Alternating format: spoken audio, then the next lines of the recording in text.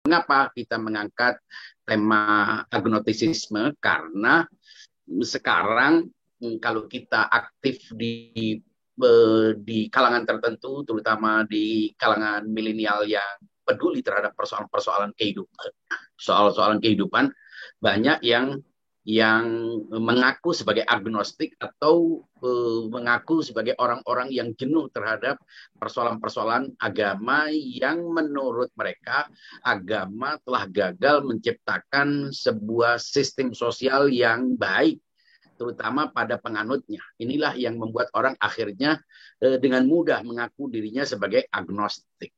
Meskipun mungkin sebagian atau bahkan sebagian besar dari orang-orang yang mengaku agnostik itu tidak tahu, tidak punya dasar-dasar atas klaimnya sebagai agnostik. Nah, sekarang kita kembali kepada makna etimologis dari agnostik. A itu artinya tidak. Gno itu artinya tahu. Artinya adalah orang-orang yang mestinya rendah hati. Yaitu orang-orang yang mengaku dirinya tidak tahu tentang Tuhan, karena bagi mereka Tuhan tidak bisa dijangkau, Tuhan tidak bisa ditemukan, Tuhan tidak bisa diafirmasi melalui penelitian-penelitian, melalui observasi-observasi ilmiah, yang karena itu mereka meskipun mungkin meyakini adanya Tuhan, namun mereka pasif untuk berbicara tentang Tuhan. Jadi kalau kita perhatikan, agnostisisme itu artinya adalah ketidaktahuan. Semula ini adalah sebuah gagasan atau sikap yang muncul akibat benturan atau polemik dua pandangan dunia. Yang pertama meyakini adanya Tuhan, dan yang kedua menolak adanya Tuhan. Jadi ada teisme dan ada ateisme. Jadi seringkali orang menganggap bahwa agnostisisme itu identik dengan ateisme, padahal bukan. Kalau teisme adalah sebuah pandangan yang mengkonfirmasi, mengafirmasi eksistensi Tuhan. Sedangkan ateisme adalah pandangan yang menolak keberadaan Tuhan. Nah, ateisme, ya, teisme itu sendiri meskipun sama-sama pandangan umumnya adalah meyakini Tuhan, tapi dalam detail-detail pandangan ketuhanan itu tidak seragam. Ada banyak pandangan-pandangan yang semuanya berusaha untuk menafsirkan eksistensi Tuhan. Di sini kita mungkin akan bicara banyak tentang apa itu eksistensi. Kemudian ateisme adalah orang yang menafikan eksistensi Tuhan. Sedangkan agnostisisme lebih bersifat skeptis. Artinya orang yang ragu apakah benar Tuhan itu ada atau tidak ada. Andaikan ada, maka mereka tidak punya dasar-dasar untuk memastikan Tuhan itu ada. Nah, di sini kita bisa memahami sebetulnya agnostisisme atau ketidaktahuan tentang Tuhan itu bukan pandangan, bukan sebuah aliran, tapi sebuah proses untuk menjadi teis atau proses untuk menjadi ateis. Ia bukan sikap, kan tidak tahu itu sesuatu yang nihil, kosong. Jadi dia tidak punya sikap terhadap itu. Dasar-dasar agnostisisme itu boleh jadi karena pencarian yang bersifat rasional, bersifat ilmiah, atau karena memang dia terlalu menunjukkan sebuah kebingungan. Bingung terhadap konsep-konsep ketuhanan, pertama, atau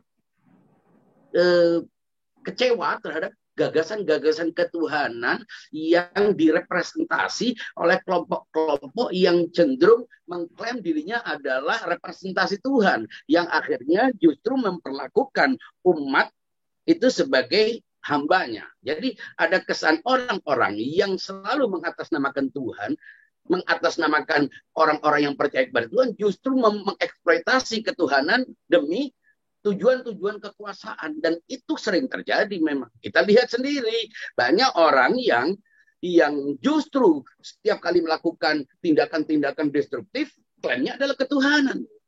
Dan itulah yang membuat kelompok agnostik yang bukan karena alasan ilmiah dan rasional ini mengambil sikap agnostik. Jadi karena bingung melihat berbagai macam klaim-klaim ketuhanan, orang-orang yang melakukan tindakan destruktif juga melakukan ketuhanan. Sebagaimana kita lihat, Nabi Ibrahim itu membawa klaim ketuhanan, tapi dia juga dianggap anti Tuhan, dianggap ingin menghancurkan konsep ketuhanan. Jadi disinilah semua pihak mengatasnamakan Tuhan.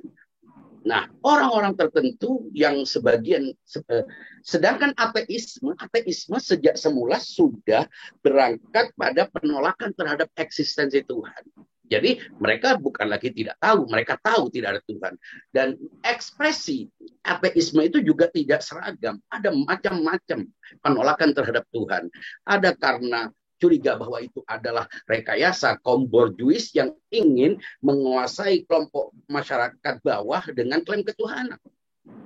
Ya, ada lagi yang menganggap bahwa ketuhanan ini digunakan oleh orang-orang yang sengaja membodohkan orang dengan mitos ketuhanan agar mereka tetap bodoh, dan karena bodoh mereka dieksploitasi. Kemudian ada yang menganggap bahwa ketuhanan itu adalah semacam kecenderungan-kecenderungan abnormal, kecenderungan-kecenderungan yang tidak wajar, semacam orang yang mengalami disfungsi psikologis, yang karena itu akhirnya dia menciptakan sebuah delusi bernama Tuhan. Banyak teori-teori tentang ateisme yang berkembang. Tapi ateisme yang paling nyata yang dapat diapresiasi itu adalah ateisme saintifik, yang dasarnya karena mereka percaya kepada pandangan dunia materialisme, atau mereka yang dalam epistemologi menganut empirisisme. Itu mereka memang meskipun tidak menafikan adanya Tuhan, mereka sejak semula tidak menganggap pembahasan tentang Tuhan, metafisika, hal-hal yang abstrak, hal-hal yang supranatural, yang tidak empiris itu sebagai sesuatu yang tidak ada. Makanya gitu kalau kita bilang dalam perbincangan orang di Eropa itu mengatakan it doesn't matter. Artinya karena ia bukan benda, maka ia bukan apa-apa. Ini persoalannya. Nah, sekarang kita ingin tahu mengapa orang bersikap atau mengklaim dirinya agnostik. Banyak masalah dalam kehidupan kita. Rata-rata orang melihat segala sesuatu itu hanya karena pengalaman-pengalaman yang terjadi pada dirinya. Tidak sedikit orang-orang itu mengambil jarak dengan konsep ketuhanan karena pengalaman-pengalaman traumatik yang menimbulkan kesan-kesan negatif dalam rumah tangga, dalam hubungan sosial, interpersonal, dan lain sebagainya. Sehingga akhirnya itulah yang membuat dia menganggap ketuhanan itu bukan sebagai sebuah konsep rasional, tapi ketuhanan itu adalah perilaku orang-orang bertuhan. Akhirnya justru karena perilaku-perilaku itu dianggap sebagai cermin kebertuhanan, mereka pun menolak ketuhanan. Mungkin kita juga demikian. Kita juga bila terus-menerus berhadapan dengan orang-orang yang mengklaim ketuhanan atau mengklaim sebuah agama sebagai sebuah kebenaran, mungkin kita bingung mengapa? Karena terlalu banyak tawaran-tawaran, proposal-proposal keselamatan yang ditawarkan oleh semua orang beragama, semua masyarakat agama. Semua agama hampir menawarkan keselamatan. Inilah yang membuat kita perlu memperjelas bagaimana agnostisisme itu muncul, terutama di era digital ini. Orang ternyata dalam ruang-ruang tertutup yang hanya dihuni oleh orang-orang yang punya kesempatan terbatas untuk mengungkapkan unek-uneknya, mereka rata-rata berlomba untuk mengaku sebagai agnostik, bahkan sebagian sebagai ateis, bahkan sebagian sebagai orang yang membenci sama sekali konsep-konsep yang dihubungkan dengan Tuhan. Itu latar belakang mengapa sekarang agnostisisme itu menjadi tren. Ada nggak agnostis yang berangkat dari rasional, Ustaz? Nah, orang berpikir rasional itu tidak mesti logis. Maksud saya, kadang orang merasa berpikir, tapi apakah sesuai dengan kaidah-kaidah penalaranannya? Ini yang masalah. Tapi kalau orang berpikir agnostik karena menurut dia alasan-alasan untuk mempercayai Tuhan itu belum komplit, saya kira kita bisa mengapresiasi orang untuk itu. Sebagaimana juga orang belum percaya kepada sebuah agama, atau tidak percaya kepada, ada sebutan untuk orang-orang yang tidak percaya agama. Mungkin dia percaya Tuhan, tapi dia tidak percaya agama. Ini orang-orang yang disebut dengan deis. Sebutan ini agak jarang. Tapi sebetulnya deisme adalah penolakan terhadap semua konsep Tuhan. Dan karena itu mereka memilih spiritualisme sebagaimana tema yang kita bahas kemarin.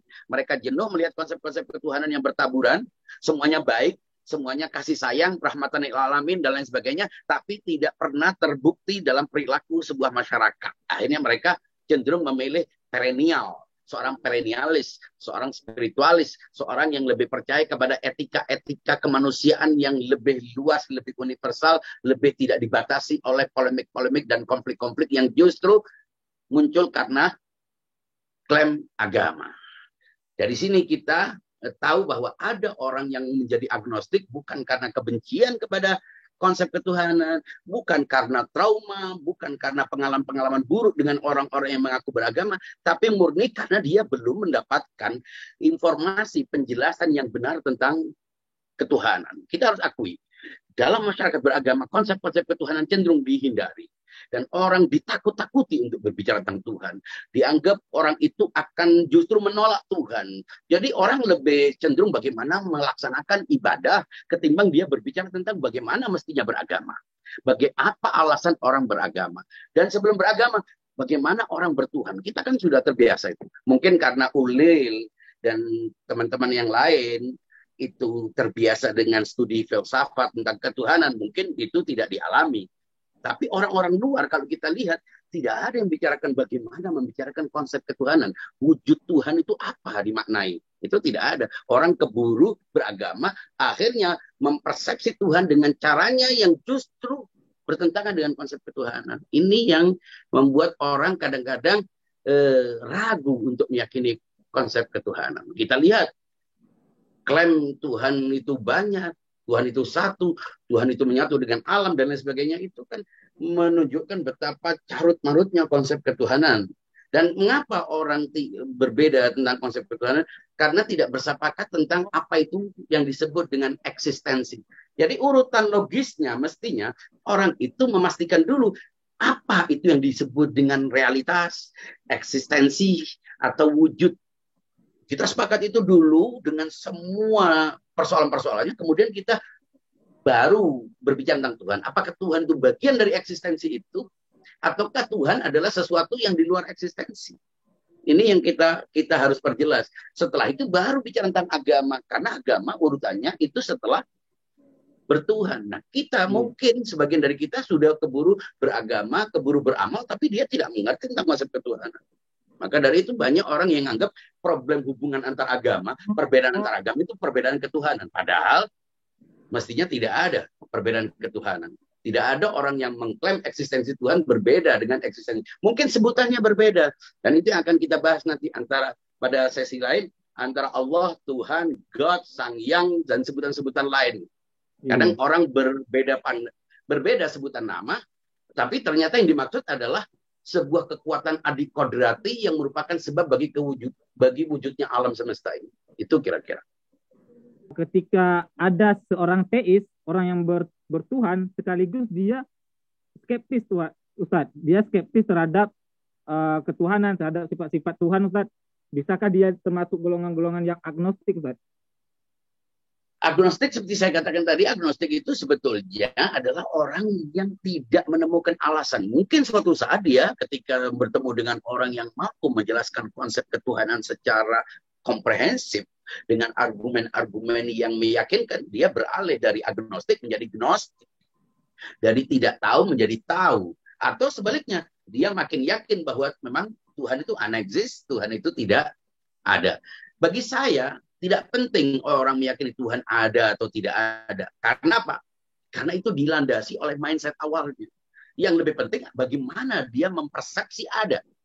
Jangan-jangan media belum memperjelas persoalan itu. Untuk apa dia lebih jauh berbicara tentang Tuhan. Ternyata persepsinya tentang Tuhan adalah sesuatu yang sebetulnya bertentangan dengan makna ketuhanan.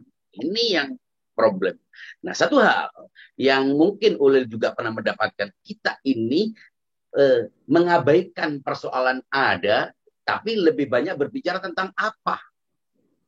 Iya. Kalau apa itu segala sesuatu yang kita persepsi dan kita menemukan bentuk-bentuknya di luar. Lalu pikiran kita membentuk konsep besar yang dengan itu kita bisa membedakan antara satu bentuk dengan bentuk yang lain, antara satu entitas dengan entitas lain. Coba kalau kita berpikir tentang sesuatu yang tidak ada bentuknya di luar. Kita memang harus jujur. Kalau kita bicara Tuhan, sebutan kita ini tentang sesuatu yang kita bayangkan, kita mempercayai. Kalau kita ya, contoh, Kita bisa aja percaya ini meja. Karena apa? Karena memang kita menemukannya. Kita berhubungan dengan meja itu. Lalu kalau ada orang tidak percaya keberadaan meja di depannya, orang dengan mudah mengatakan dia ini sakit. Tapi kalau orang tidak tahu, dia harus menyebutkan satu nama, sementara nama ini adalah untuk sesuatu yang dia sendiri tidak mengkonfirmasi ada atau tidaknya. Bedanya apa orang ateis yang memang menolak Tuhan sama sekali dengan orang yang memahami Tuhan dalam bentuk apa-apa ini? Saya kira bedanya tipis-tipis. Sebab menurut kaum gnostik, lawan dari kaum agnostik, kalau memang seseorang itu percaya mengkonfirmasi keberadaan Tuhan, mestinya ia tidak berperilaku yang bertentangan dengan ketuhanan. Aneh, dia percaya Tuhan, bahwa Tuhan meliputi segala sesuatu, bahwa dia itu lebih dari CCTV, melihat orang dalam kesendirian maupun kebersamaan, tapi dia tetap melakukan pelanggaran. Menurut kaum mistik, menurut kaum gnostik, tidak mungkin orang percaya Tuhan lalu dia melakukan tindakan-tindakan yang bertentangan dengan eksistensi Tuhan. Karena Tuhan meliputi segala sesuatu. Maka dari itu, ada dua ateisme. Ateisme yang jujur, ateisme intelektual, dan ateisme aktual, perilaku. Dia mungkin mengklaim dirinya bertuhan, tapi perilakunya menunjukkan dia ateis. Bagaimana orang bisa mengkorupsi uang, punya uang milik sekian ratus juta manusia, lalu dia ketika di penjara atau diadili, tiba-tiba dia berpakaian kuku menunjukkan religiusitas. Itu sebenarnya dia ateis dalam tindakan. Jadi coba kita perluas makna ateisme itu tidak hanya pada konsep orang-orang yang memang menolak ketuhanan. Boleh jadi mereka tidak menolak Tuhan, tapi menolak konsep-konsep ketuhanan yang telah dibakukan. Dan kalau ada orang yang menolak konsep-konsep yang dibakukan, konsep-konsep teologi tertentu ini, mereka dianggap ateis. Jadi kadang-kadang stigma ateis itu justru diberikan kepada orang-orang yang berusaha untuk melihat konsep ketuhanan secara lebih luas. Ini yang kadang-kadang kita berikan secara ngawur kepada semua orang. Sementara orang beragama membatasi diri untuk berdialog tentang ketuhanan. Mana ada? Pelajaran-pelajaran kita orang diajari cara sholat, diajari tahfidz, diajari ngaji. Tapi kapan berbicara tentang eksistensi Allah? Nggak pernah itu. Malah ditakut-takuti itu bahas itu. Akhirnya orang mungkin beragama tapi nggak bertuhan. Mungkin beribadah, tapi dia tidak tahu ibadah ini kepada siapa. Itu yang perlu diperjelas. Mengapa kajian ini terasa beda? Karena memang ingin membongkar hal-hal yang mungkin menurut kebanyakan orang itu sesuatu yang tabu, yang tidak boleh dibicarakan. Ustadz, kalau agnostik ini Ustadz dihubungkan dengan ateis, Ustadz, kira-kira hubungannya gimana Ustadz? Agnostik dengan... Ya, agnostik itu seperti saya katakan, dia posisinya sebetulnya di tengah. Dia tidak memastikan Tuhan itu ada karena dia belum tahu.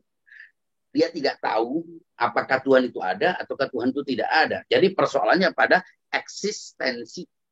Nah, coba kita telusuri itu eksistensi. Jangan-jangan makna tentang eksistensi itu berbeda-beda setiap orang. Salah satunya, apakah wujud itu bermacam-macam? Saya, Ulil. Saya kan sama Ulil berbeda. Apakah yang berbeda itu keulilan dan kelabiban? Ataukah eksistensi Ulil yang berbeda dengan saya? Ini persoalan yang kelihatannya sederhana. Tapi kalau kita tidak memperjelas itu berimplikasi terhadap keyakinan tentang Tuhan dan alam dan manusia dan semuanya. Dan karena itu kita menghabiskan waktu untuk pelajari ini. Apakah tidak bisa diterapkan pendekatan ilmiah pada konsep-konsep metafisika secara epistemologis untuk menjadi seorang agnostik? Ya, seperti saya katakan, kita lebih mengapresiasi orang yang jujur mengaku agnostik karena belum menemukan dalil-dalil. Ketimbang orang yang justru menganggap Tuhan itu sudah sejelas itu bagi dia, dan dia menganggap orang yang tidak punya pemahaman sama dengan dia, berarti dia tidak percaya Tuhan, bahkan kafir dan lain sebagainya. Jadi selama itu adalah sebuah tindakan, keputusan jujur bahwa dia belum menemukan, belum ada orang yang menjelaskan tentang itu. Jadi kalau di tengah masyarakat kita banyak orang yang mengaku agnostik atau bahkan ateis, itu jangan keburu kita salahkan. Mengapa? Karena tradisi menjelaskan ketuhanan di masyarakat beragama itu bisa dikatakan nol. Jadi mereka adalah korban. Kita tidak pernah benar-benar jujur membicarakan persoalan ini. Orang hanya diperintahkan berbuat baik, orang disuruh sholat, disuruh beribadah, itu. Tapi benar-benar membuka persoalan ketuhanan ini, justru dikhawatirkan, ditakut-takuti bahwa itu akan menjadi zindik, menjadi ini dan itu. Nah, kita yang sudah terlanjur beragama, bahkan sudah beramal, itu perlu menselaraskan ibadah-ibadah kita dengan konsep ketuhanan. Mengapa? Karena perilaku orang beragama, bertuhan ini kok sepertinya kontras dengan konsep ketuhanan. Tuhan yang diyakini maha melihat.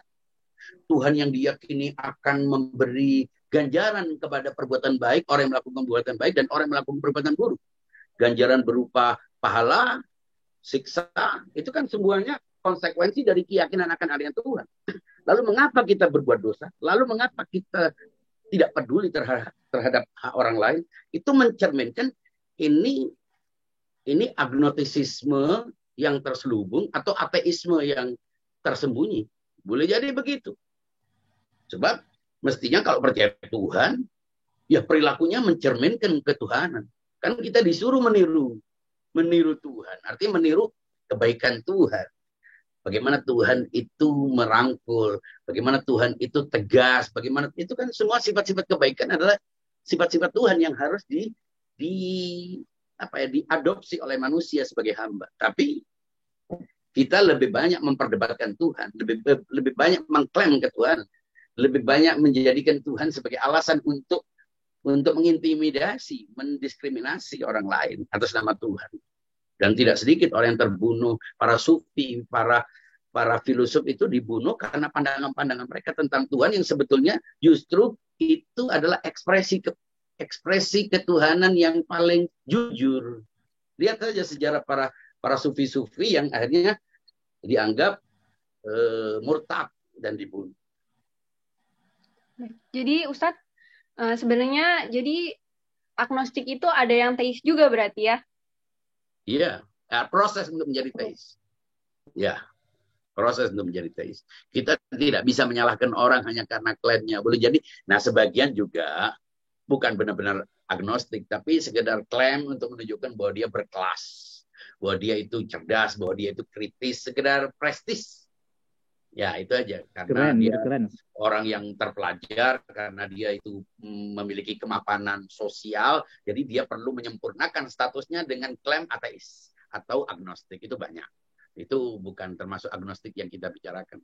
Hanya karena dia mengalami trauma-trauma dalam keluarganya, akhirnya menjadi agnostik. Persoalan jilbab misalnya, persoalan ini, itu akhirnya dia menjadi agnostik. Atau dipaksa kawin dengan orang yang dia tidak cintai, akhirnya dia karena alasan pemaksaan itu beralasan agama, akhirnya dia menjadi agnostik. Padahal itu karena pola pemahaman agama. Persoalan agama mestinya tidak melahirkan agnostisisme. Mengapa? Orang sudah beragama pasti bertuhan. Orang pasti beragama. Dia mestinya persoalannya kepada ketuhanan. Ya, jadi bagaimana Ustadz kalau misalkan ada yang seumpama mereka memiliki konsep kalau misalkan mereka itu percaya Tuhan gitu ya, sama kayak teis gitu. Cuman mereka nggak mau menjalankan ibadah-ibadahnya gitu. Kayak mereka cuma percaya Tuhan gitu. Tapi nggak mau, nggak mau untuk beribadah gitu. Soalnya kayak mereka nggak percaya agama seperti itu gitu. Ya, sebetulnya agnostik tidak berhubungan dengan agama. Agnostik itu latar belakangnya muncul itu karena alasan-alasan saintifik yang tidak mengantarkannya kepada konfirmasi adanya Tuhan. Bukan masalah agama. Kalau agama itu lawannya adalah deisme atau sekularisme. Jadi dalam konsep agama itu ada yang menerima agama, ada yang menolak agama, ada yang menerima agama dengan syarat-syarat. Jadi agama itu bersifat privat, agama itu bagian dari inovasi budaya. Ada yang memahami begitu. Tapi semuanya menerima agama. Nah, orang yang menolak agama adalah yang memang bertuhan. Boleh jadi bertuhan, boleh jadi tidak bertuhan. Kalau sudah tidak bertuhan, otomatis tidak beragama. Karena agama itu adalah ajaran Tuhan. Ya kan? Lah dia masa meyakini ajaran Tuhan tapi tidak percaya Tuhannya, kan lucu. Dia pasti percaya Tuhan. Nah, tapi orang yang percaya Tuhan tidak mesti percaya agama. Ya, karena ya itu alasannya. Aduh, terlalu banyak tawarannya. Sementara untuk mensortir atau melakukan komparasi tidak punya waktu dia. Belum lagi dia disibukkan dengan konflik-konflik. Apalagi dia percaya kebagian orang yang beragama itu karena ketelanjuran. Karena faktor-faktor dia lahir di satu tempat, ini dia beragama. Dan dia fanatik dengan itu. Sehingga kebenaran satu agama menurut dia adalah, apa ukuran agama yang benar? Adalah agama yang aku anut. Ya, berat lah kalau begitu. Kalau ukur rumah yang bagus adalah rumah yang saya miliki. Berat sudah. Kalau sudah begitu, semua pintu tertutup. Nah, maka itu kita perlu lebih menerima orang lain gitu. Dulu kan kita cenderung dibatasi dalam memahami apa yang kita anggap benar itu, ya itulah yang benar, dan karena inilah yang benar, ya orang lain yang tidak sama dengan aku salah. Karena salah mereka musuh, karena musuh mereka layak untuk dimusnahkan. Ini yang menjadi masalah. Ustadz, tadi sempat disinggung saintik Ustadz. Di ini sebab munculnya agnotisme. Apakah itu berhubungan Ustadz? Sains dengan sikap agnotis Ustadz? Ya, justru yang agnotisisme intelektual itu ya karena alasan perbedaan landasan epistemologinya. Bagi mereka, sesuatu yang tidak bisa dikenali dalam realitas konkret melalui pendekatan-pendekatan saintifik itu berarti unexist. Saya pernah bicara tentang sadar dalam ruang dan di luar ruang di kelas. Saya katakan orang itu tergantung apa yang membentuknya, pandangan dunianya, weltanschauungnya. Kalau dia menganggap realitas itu adalah semua yang meruang, semua yang berdimensi, maka dia tanpa harus menolak adanya Tuhan, dia pasti menolak Tuhan. Karena Tuhan adalah sesuatu yang tidak bisa dikenali dengan parameter-parameter ilmiah. Tanda petik. Kalau ilmiah itu artinya harus tunduk pada induksi, maka Tuhan tidak bisa dikenal. Masalahnya, apakah kita mau menggunakan metode lain dalam pengenalan, yaitu deduksi, yaitu rasio murni. Karena ada dua macam rasio. Ada rasio murni, ada rasio saintifik. Nah, rasio saintifik itu yang harus dikenali bentuk-bentuk lahiriahnya, bentuk-bentuk fisikalnya. Nah, kalau tidak mempercayai itu, otomatis kalau dia tidak mempercayai adanya sesuatu yang bersifat metafisik atau gaib. Nah, seringkali juga kata gaib itu dipahami sebagai sesuatu yang ada tapi tidak bisa dijelaskan. Sehingga muncullah agnostisisme. Padahal justru nanti kalau kita belajar sesuatu yang tidak bisa dikenali secara empiris, itu justru kebiasaannya lebih nyata. Seperti eksistensi saya, diri saya. Klaim saya tentang diri saya itu adalah sesuatu yang sangat nyata. Tapi saya tidak bisa membuktikan. Tidak bisa dikenali secara empiris. Eksistensi saya. Yang bisa dikenali adalah otak saya. Jaringan tubuh saya, metabolisme, peredaran darah. Ini semuanya bisa dibuktikan. Semua fungsi-fungsi biologis ini bisa dikenali secara saintifik. Tapi aku yang menjadi semacam bios dalam diri kita tidak bisa mengenalinya. Itu. Jadi hubungan antara saintisme ekstrem maksud saya dengan agnostisisme itu sangat erat. Ya, berarti persoalannya bukan pada penolakan Tuhan. Persoalannya apakah pengetahuan itu hanya saintifik? Apakah sesuatu dianggap ada itu ketika hanya bisa dibuktikan secara konkret, secara empirik? Itu persoalannya. Nah, itu memerlukan kajian yang mendalam. Faktanya, kita sering melihat sesuatu tanpa kita melihatnya, tanpa kita membuktikannya. Dan itu kita terima secara umum. Jadi banyak sekali persoalan yang kadang-kadang kita ini karena jarang bergaul dengan orang lain. Kita ini cenderung berusaha untuk memperkuat identitas kita dengan yang sama. Yang sama agamanya, yang sama madhabnya, yang sama kecenderungannya, sehingga dia tidak pernah tahu bahwa ada sesuatu di balik sana. Ada banyak orang-orang cerdas di sana yang bukan karena membenci kebenaran, tapi karena mereka tidak mendapatkan info yang memuaskan. Makanya kalau orang tidak percaya Islam, jangan keburu kita bilang dia kafir, dia musuh. Boleh jadi memang yang muncul informasi tentang Islam itu tidak memuaskannya, sehingga dia tidak memilih Islam. Kita juga jangan keburu percaya diri bahwa mestinya orang pasti memilih Islam. Islam itu lebih mudah dikenali melalui perilaku-perilaku yang tidak mencerminkan ajaran Islam kok. Kok kita mau menyalahkan orang kalau tidak tertarik kepada Islam? Justru kita heran dengan semua kesamrawutan perilaku umat Islam ini kalau ada orang justru pindah kepada agama Islam? Nah, kita berhak untuk mempertanyakan. Kita saja yang di dalam ini kadang-kadang justru terintimidasi oleh orang seagama kita.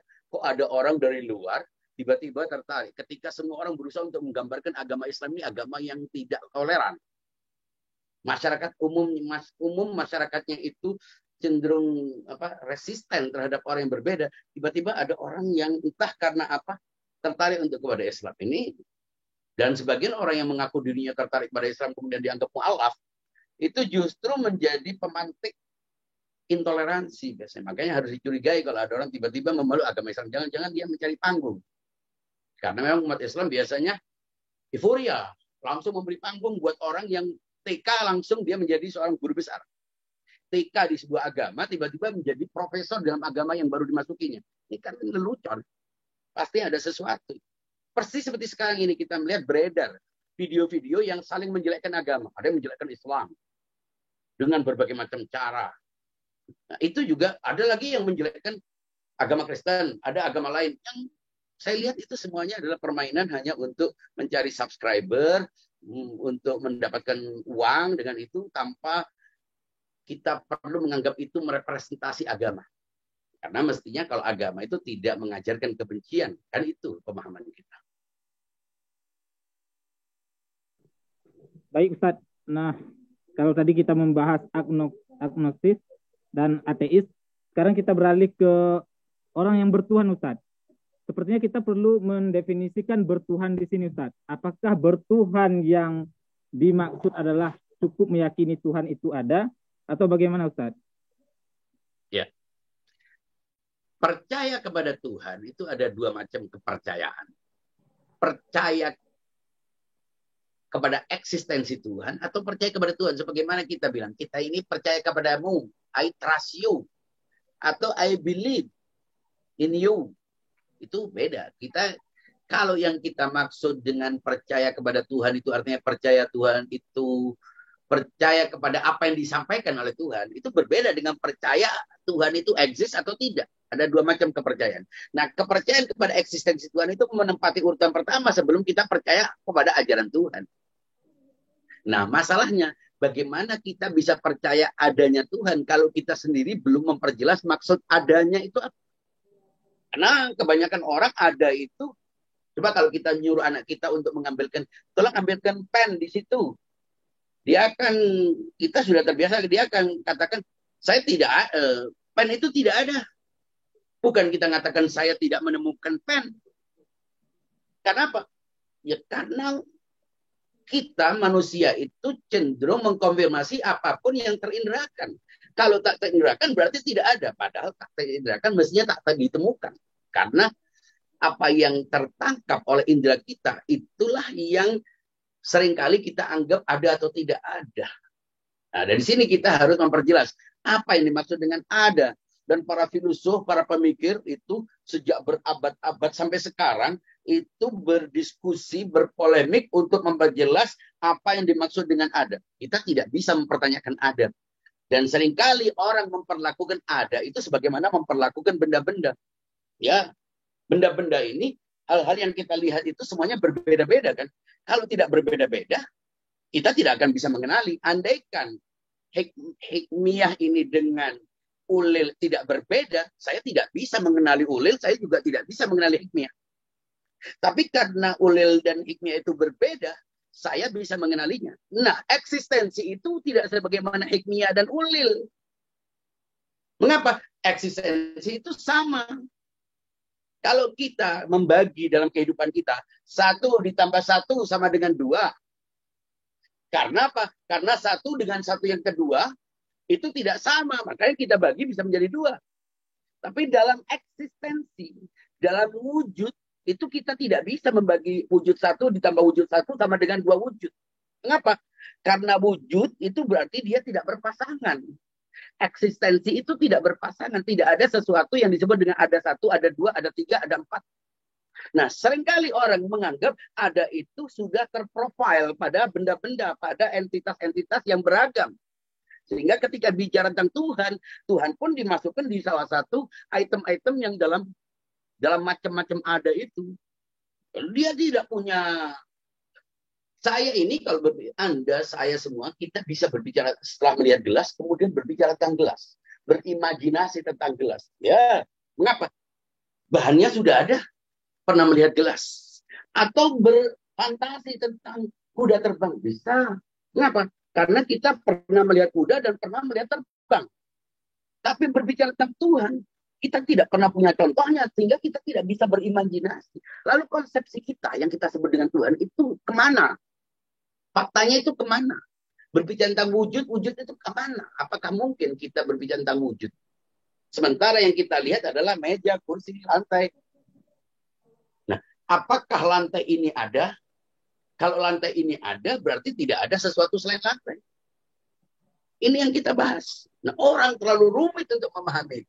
Karena apa? Sudah keburu disibukkan oleh ragam benda-benda yang berbeda-beda.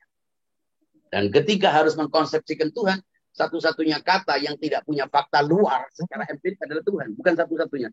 Salah satu dari kata yang kita tidak akan bisa temukan di dalam realitas konkret adalah Tuhan. Tapi kalau gelas, meja, kursi, kita bisa menyebutnya dan kita bisa menunjukkannya. Tapi Tuhan tidak bisa.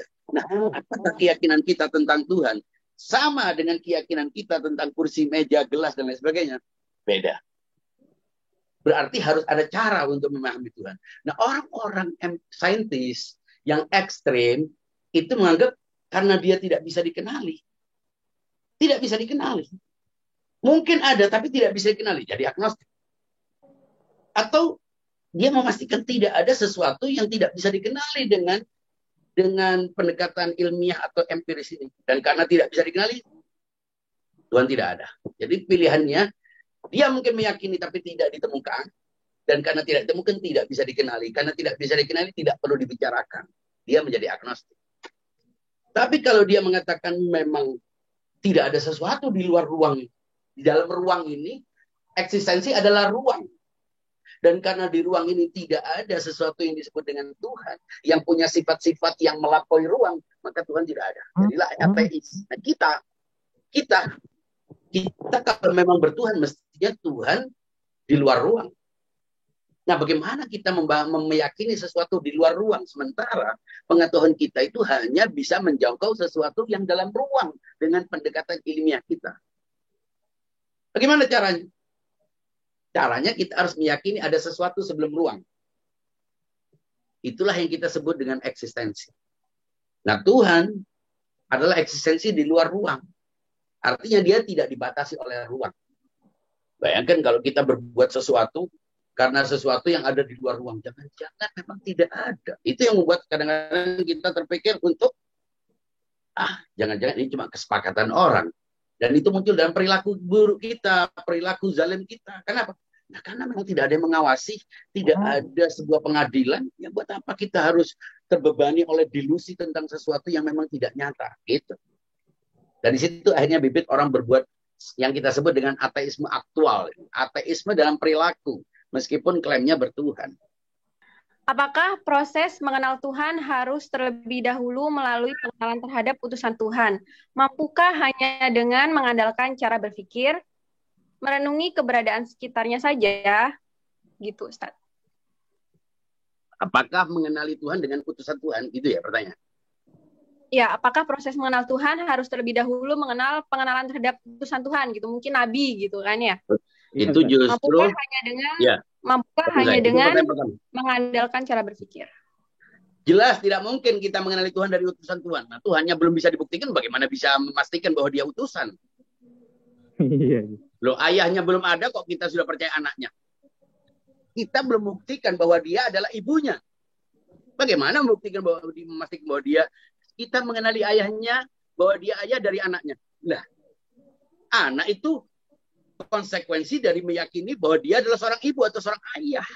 Jadi nggak bisa orang meyakini keberadaan Tuhan dari utusan Tuhan. Itu tidak bisa. Ya, kalau meyakini keberadaan seorang bernama Muhammad sebagai nabi, yang mengaku sebagai nabi, mendeklar dirinya nabi, ya. Tapi bahwa dia adalah utusan Tuhan, itu berarti mestinya dia sudah percaya Tuhan dulu. Itu enggak sulit itu.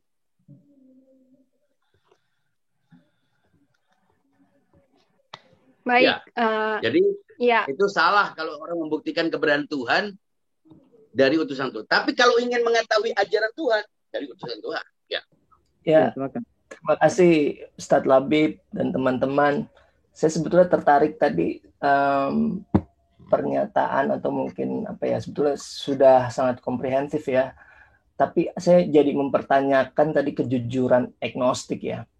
Jadi apakah kejujuran itu bisa dibilang malah dishonesty gitu? Kalau dalam artian bilang tidak taunya itu hanya sebagai cop out gitu. Jadi kayak bahasa Indonesianya tuh kayak ya udah deh kita dismiss aja gitu. Jadi kita jadi cop out aja. Ya udah saya nggak tahu atau saya nggak mau tahu gitulah istilahnya ada Tuhan atau tidak gitu. Jadi kesan ada di mana dia tidak mencari lebih dalam atau dia tidak mau mencari lebih dalam akan keberadaan Tuhan itu sendiri. Mungkin itu pertanyaan aja sih Ustadz Labib. Iya betul Mas Prabu. Saya bilang sebagian dari agnostis itu jujur, tapi sebagian besar mungkin sok-sokan. Nah, yang jujur itu kalau dibandingkan dengan orang yang mengaku bertuhan tapi tidak pernah tahu tentang eksistensi Tuhan karena ditakut-takuti. Tidak boleh berbicara tentang zat Tuhan, tidak boleh berbicara tentang ketuhanan, tidak boleh membahas tentang Tuhan dan lain sebagainya. Kan ada kekhawatiran. Warning itu ada. Dari sisi ini kita bilang jujur. Tapi ketika dia give up, menyerah untuk tidak menelusuri lebih jauh, itu sebetulnya sendiri adalah tapi mereka kan sudah mengaku bahwa mereka bodoh. Agnostik itu artinya bodoh, tidak tahu. Jadi dari sisi itu lebih baik orang yang mengaku tidak tahu ketimbang orang yang mengaku seakan-akan dia sudah punya free pass menuju surga. Seakan-akan dia punya kartu gold di surga. Ini lebih buruk menurut saya. Artinya jujur bila dibanding dengan orang yang mengklaim sudah punya iman tapi perilakunya justru bertentangan dengan prinsip ketuhanan. Dari situ saya bilang jujur. Tapi agnostisisme sendiri sebagian ya karena memang tidak menemukan ruang dialog, dia tidak bisa berdialektika tentang eksistensi Tuhan dengan orang-orang yang memang menolak untuk bicara tentang Tuhan. Ya, belum lagi orang yang merasa sudah beragama, punya iman itu sudah mendapatkan hidayah dari Tuhan. Bagaimana kamu percaya hidayah dari Tuhan sementara kita ingin percaya Tuhan itu? Bagaimana dia bisa percaya hidayah dari Tuhan sementara Tuhannya sendiri belum diperjelas eksistensi? Artinya di sini kita ingin lebih jujur lah. Mulailah kita sekarang setelah kita sudah merasa beragama, bahkan sudah beribadah, kita mundur ke belakang. Bukan berarti kita meninggalkan agama kita. Bukan berarti kita harus meninggalkan ibadah-ibadah kita. Tapi kita ingin mendefrak pemahaman kita agar runut, agar terrefleksi dalam perilaku. Agar agama ini tidak makin orang eksodus dari keyakinan agama ini. Itu. Pertanyaan dari Aris Muhammad. Apakah pengetahuan dan pengenalan tentang Tuhan yang benar dan komprehensif menjamin tindakan sesuai dengan aturan Tuhan? Fakta yang ada masih saja ada pelanggaran-pelanggaran dan sifat Tuhan sendiri Maha Pengampun. Nah, karena ilmu sebagai konsep tampaknya tidak menjamin tindakan yang sesuai dengan aturan Tuhan. Mohon penjelasannya Ustaz. Terima kasih. Kalau saya lebih mengakui orang yang tahu tentang sesuatu itu mestinya terrefleksi dalam perilaku. Ini pengetahuan apa? Pengetahuan eksistensial, bukan pengetahuan tentang benda-benda. Kalau pengetahuan sains itu tidak harus mengantar karena bebas nilai, itu orang tidak otomatis menjadi baik. Tapi dalam pengetahuan tentang Tuhan, orang yang mengetahui Tuhan nyata, saya ya misalnya, Anda tidak mungkin akan mengendarai motor tanpa helm kalau Anda tahu pasti di situ ada razia. Beberapa meter dari situ ada razia. Karena apa? Saya yakin di situ ada polisi. Ada polisi yang memang melakukan razia terhadap pengendara motor. Tapi kalau saya tidak memastikan bahwa di situ ada razia atau tidak, saya mungkin saja naik motor tanpa helm. Jadi mestinya kalau ada orang yang yakin ada Tuhan sejelas itu Tuhan, senyata itu, bahkan lebih nyata dari dirinya, karena dirinya adalah akibat dari sebab. Sementara sebab itu lebih nyata dari dirinya, mestinya dia berperilaku baik. Nah, kalau ada orang berperilaku buruk, makanya dalam riwayat-riwayat banyak mengatakan tidak beriman seseorang yang tidur nyenyak sementara tetangganya lapar. Itu artinya tidak beriman. Tidak beriman itu artinya apa? Tidak beriman kepada Allah. Barang siapa beriman kepada Allah, maka dia harus menghormati tamunya. Jadi kalau ada orang tidak menghormati tamunya, berarti dia ateis. Nah, ini yang saya sebut dengan ateisme aktual. Mungkin klaimnya percaya kepada Tuhan, tapi perilakunya menolak itu. Apakah orang itu sudah mengetahui? Tidak mengetahui. Kalau pengetahuan itu adalah kesadaran eksistensi, dia tidak punya kesadaran itu. Tapi kalau mengetahui itu sekedar info-info, doktrin-doktrin, ya banyak. Nggak ada pengaruhnya. Pengetahuan itu yang bisa mendorong perilaku. Kalau ada pengetahuan yang tidak mengubah perilaku, itu bukan pengetahuan. Bukan kesadaran. Tidak menumbuhkan kesadaran. Maka itu bukan iman. Nah, orang mungkin tahu, tapi tidak beriman. Karena iman pasti menghasilkan amal. Makanya dalam ayat suci Al-Quran, wahai orang-orang beriman, diwajibkan atas kalian berpuasa. Artinya syaratnya iman dulu. Nah, kalau orang tidak beriman, siapa lo kok nyuruh-nyuruh aku puasa? Ya kan tiba-tiba ada orang, kamu harus bikin begini. Siapa lo? Orang nggak kenal, nggak tahu posisinya, ya, nyuruh-nyuruh. Nah, karena itu dia perlu pengetahuan. Nah, pengetahuan yang dimaksud kepada eksistensi Tuhan itu yang disebut dengan iman. Apa maksudnya iman? Bedanya dengan pengetahuan, dengan iman. Iman lebih luas dari pengetahuan. Artinya iman, salah satu syaratnya adalah pengetahuan. Makanya kalau ada orang beriman, iman, tiba-tiba mantap, itu bukan iman. Itu klaim. Mana mungkin orang percaya sesuatu tanpa dasar? Tidak mungkin. Tapi tidak cukup pengetahuan. Dia perlu keterikatan emosional. Dia perlu cinta. Yang dengan itu baru membentuk sebuah iman. Tapi iman saja tidak cukup. Iman itu teori ibaratnya. Iman itu abstrak. Dia harus dikonkretkan dalam bentuk amal. Nah, salah satu pembuktiannya adalah puasa. Jadi kalau orang disebut beriman, tidak cukup. Dari mana tahu imannya? Dia pandai, dia ngomong. Lihat dulu amalnya. Pembuktian iman yang abstrak itu adalah amal yang konkret. Nah, tujuannya apa? Tujuannya bertakwa. Nah, takwa itu adalah buah. Dari mana kita tahu bertakwa? Ya perilaku. Setelah dia berpuasa, ternyata dia bisa mengendalikan dirinya untuk tidak menghina orang, untuk tidak mengeksploitasi orang. Itu semuanya adalah takwa. Jadi takwa adalah buah dari iman dan amal. Makanya kalau ada orang sudah berpuasa, sudah berhasil menggabungkan iman dan amal, dia berhak merayakan ketakwaannya di hari raya.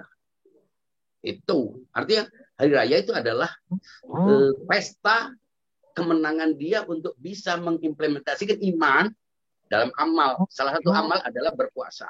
Gitu kira-kira. Assalamualaikum Ustadz. Halo.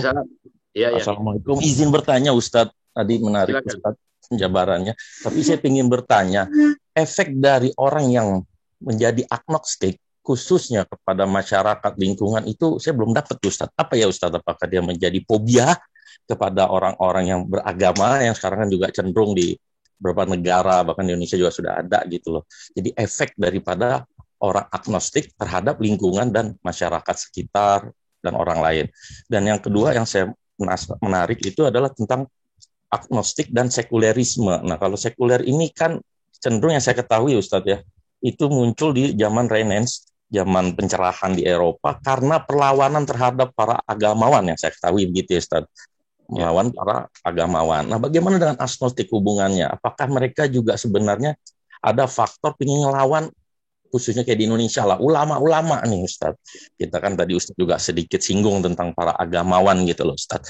Nah, itu aja pertanyaan saya. Terima kasih Ustadz. Wassalamualaikum warahmatullahi wabarakatuh. Oke, silakan. Jadi tadi menarik soal agnostisisme dengan ateis ya. Kalau saya baca ini sebenarnya agak mirip, cuman barangkali sebenarnya tidak identik gitu. Karena pangkal permasalahan itu adalah pengakuan terhadap ada atau tidaknya Tuhan. Tapi realitas yang saya temui di masyarakat seperti ini Ustadz. Ketika seorang agnostik ini telah sampai kepada keputusan logis tentang keberadaan Tuhan, namun seketika logis ini, pemikiran logis ini seketika runtuh ketika dihadapkan pada fenomena-fenomena sosial yang beririsan dengan agama. Misalnya seperti musibah, bencana, dan jodoh gitu. Kita ketahui bahwa bencana itu kan secara logis gitu itu merupakan konsekuensi alam. Tetapi orang-orang yang agnostik tadi yang sudah memutuskan bahwa kebertuhan itu hanya bisa diraih dengan keputusan-keputusan yang logis, seketika membaca bahwa musibah bencana itu adalah misalnya itu hukuman Tuhan gitu, atau misalkan soal jodoh, bahwa jodoh itu tidak perlu dicari, tidak perlu diupayakan, tetapi nanti jodoh itu akan datang. Nah, kita menginginkan bahwa pemikiran logis ini itu tidak hanya berhenti pada keputusan mencari ada atau tidaknya Tuhan, tetapi turunan-turunannya ketika kita sudah memegang sebuah agama, semua konsekuensi keberagaman itu diputuskan secara logis. Nah, lalu apa yang terjadi seperti pemikiran ini, Ustadz? Sebagai pengamat logika tentunya Ustadz bisa memahami ini. Demikian, Ustadz. Ya. Saya jawab dua pertanyaan dia supaya tidak ada ketiga nanti mungkin pertanyaan lain, sesi lain. Tadi pertanyaan, apa efek kaum agnostik ini? Saya kira mereka justru adalah orang-orang yang berusaha komit dengan apa yang disebut dengan humanisme. Jadi kalau kita lihat perilakunya orang-orang yang sangat menghargai perbedaan. Karena mereka sudah melihat jenuh dari konflik-konflik, justru mereka masuk dalam ruang di mana dia sangat inklusif, sangat terbuka, bahkan permisif. Itu rata-rata. Jadi efeknya terhadap kehidupan mungkin tidak terlihat, tapi mindset sekelompok beberapa lapis dari sebagian generasi muda yang tercerahkan, yang mulai jenuh dengan hedonisme pada satu sisi, narkoba, dan satu sisi ekstremisme. Kan anak muda ini ada yang terpapar oleh narkoba, ada yang terpapar oleh narkoba yang kedua, yaitu ekstremisme. Nah, mereka ini tidak punya tempat untuk berekspresi kecuali ketika mereka melepaskan semua beban-beban keagamaannya dengan mengaku dirinya sebagai agnostik. Nah, karena dari dua pengaruh inilah mereka justru adalah orang-orang yang inklusif. Saya secara pribadi sering berinteraksi dengan orang-orang agnostik itu, dan mereka sangat welcome, tidak mempermasalahkan keyakinan saya, etnik saya, kecenderungan saya. Mereka orang-orang yang mengkonfirmasi apapun. Nah, di sini mereka terkesan seperti permisif. Jadi LGBT, apapun pandangan-pandangan itu mereka, selama itu tidak mengganggu hak orang lain, mereka akan terima. Dan mereka mengaku dirinya sebagai penganut humanisme. Dan itu sudah kita bahas kemarin, hubungan antara humanisme dan spiritualisme. Kemudian hubungannya dengan sekularisme. Ya, tentu ada hubungannya, minimal dalam sikap. Kalau agnostisisme itu dalam konteks keberadaan Tuhan, kalau sekularisme itu sikap terhadap agama. Jadi sama-sama punya sikap yang negatif terhadap religiusitas dan masyarakat ateis, tapi dasarnya berbeda. Kalau agnostisisme seperti tadi itu karena dia belum menemukan alasan-alasan logis menurut pandangannya tentang keberadaan Tuhan. Itu. Kalau sekularisme menganggap bahwa agama sudah tidak bisa dijadikan sebagai sistem sosial karena justru menimbulkan konflik, dan karena itu agama tetap diterima oleh kaum sekularis, tapi dalam ruang privat. Berbeda dengan deis. Kaum deis justru menolak peran agama sama sekali. Jadi kalau sekular itu masih membagi, ada bidang-bidang, ada ruang-ruang yang memang agama boleh melakukan aktivitasnya, hierarkinya, otoritasnya, masyarakatnya tetap harus diakui eksistensinya. Itu masyarakat sekuler. Tidak menolak sama sekali, tidak menolak secara total keberadaan agama dan penganut agama. Bahkan sebagian orang sekuler itu orang yang sangat religius dalam kehidupan privatnya. Itu kira-kira. Bahwa mereka karena trauma terhadap agama, ya, agama yang sudah menjadi tiran di barat selama sekian abad, itu memang sejak filsafat skolastik itu, ketika agama diadopsi ke dalam ketika pandangan-pandangan metafisika filsafat diadopsi oleh Roma Bizantium ke dalam filsafat skolastik, nah di situ berkelindanlah kekuasaan agama dengan kekuasaan politik, dan akhirnya menimbulkan rezim-rezim, menciptakan rezim-rezim yang despotik sepanjang sejarah. Saya kira itu juga terjadi pada umat Islam kalau kita berani ya berbicara tentang perilaku ini sepanjang sejarah umat Islam. Kan banyak juga menggambarkan ekspansi, aneksasi itu dianggap sebagai perluasan Islam, kejayaan Islam. Padahal itu semuanya adalah penjajahan kalau saya. Kemudian pertanyaan yang kedua, saya bilang kalau orang berpikir logis itu ada yang logisnya dalam masalah ketuhanan. Kemudian tidak logis dalam berbicara tentang aspek-aspek lain, dan itu banyak. Coba kita lihat dalam agama. Kalau kita bicara tentang konsep-konsep teologi, itu logis sebagian. Kalau kita baca sekolah-sekolah teologi ya, itu ketika berbicara tentang eksistensi Tuhan itu sangat logis.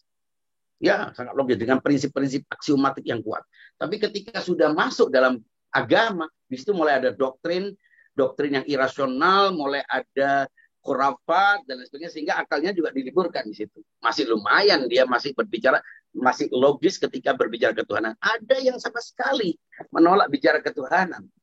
Dan ketika dia menolak bicara ketuhanan, dia langsung jumping kepada ajaran agama. Jadi yang dia lewati itu eksistensi Tuhan, agama, langsung pada ajaran agama. Dan itulah yang membuat orang menjadi jumud dan menganggap apa yang dipahaminya itu sebagai wahyu. Karena kebenaran dia sudah merepresentasi kebenaran. Itu justru lebih berbahaya daripada orang yang agnostik. Jadi bagaimana orang yang percaya Tuhan tapi nggak percaya agama itu disebut apa, Ustadz? Gitu. Karena itu soal tadi kan jadi kan kalau agnostik itu kan tadi dibilang cuma masih bingung menentukan sikap percaya atau tidak pada Tuhan. Jadi ya itu tadi orang yang percaya pada Tuhan tapi tidak percaya pada agama itu disebut apa, Ustadz? Gitu. Oke. Dari Syarifah Maisar. Iya. Begini, itu soal sebutan sih ya, sebutan biasanya deis, orang yang tidak percaya kepada Tuhan. Tapi kadang-kadang agnostik justru dianggap orang yang tidak percaya kepada agama juga. Artinya tidak terlalu ketat penggunaan istilah-istilah. Tapi yang lebih penting dari itu, banyak orang yang tidak percaya agama bukan karena dia membenci agama, bukan karena tidak mau terikat dengan aturan-aturan, tapi karena dia menemukan semua konsep agama itu meskipun sama, kenapa justru klaimnya itu saling menafikan gitu. Itu yang membuat akhirnya mereka jenuh dan akhirnya meninggalkan agama. Tapi kebanyakan mereka yang menolak agama formal, agama yang dimaksud itu adalah agama formal, bukan spiritualitas, bukan perennialisme, bukan gagasan tentang etika global, bukan. Jadi walaupun tidak beragama, mereka tetap percaya kepada nilai baik dan buruk, mereka percaya kepada kemanusiaan yang menurut mereka itu kemarin kita bahas, itu adalah spiritualitas yang imanen. Mereka percaya bahwa mereka harus berbagi, bahkan relawan-relawan kemanusiaan itu sebagian besar ateis atau agnostik atau tidak percaya kepada agama. Ya, tidak semuanya itu justru karena dorongan-dorongan spiritual atau religiusitas mereka berbuat itu. Ya, tapi murni karena itu meyakini sebagai kemanusiaan. Dan kemanusiaan itu menurut saya kemarin sudah kita jelaskan, inti dari kemanusiaan itu adalah fitrah. Fitrah itu adalah percaya kepada sesuatu yang tidak ada feedbacknya secara material. Dan itu adalah kebertuhanan yang terselubung. Jadi banyak orang tidak percaya agama bukan karena membenci agama, namun karena tawaran-tawaran konsep dan perilaku agamawan atau perilaku penganut agama. Itu sebagian besar intoleran. Sebagian besar mengklaim surga itu adalah propertinya. Sebagian besar menganggap perilaku baik orang yang taat agama itu sia-sia. Itulah akhirnya mereka melihat kebencian justru muncul karena agama. Dan mereka akhirnya meninggalkan agama menjadi deis. Nah, mengapa kita membahas ini? Ya, karena itu fenomena yang nggak bisa kita tutup-tutupi. Ceramah banyak, pengajiannya banyak, tablik-tabliknya banyak, tapi mengapa kejahatan, mengapa konflik, mengapa gangguan antar sesama itu tetap kerap terjadi, mengapa korupsi, mengapa itu terjadi? Ini kan paradoks gitu loh. Sehingga kita perlu bongkar mindset kita, bongkar apa keyakinan kita, tanpa khawatir kita meninggalkan apa yang kita anggap dengan kebenaran. Begitu kira-kira.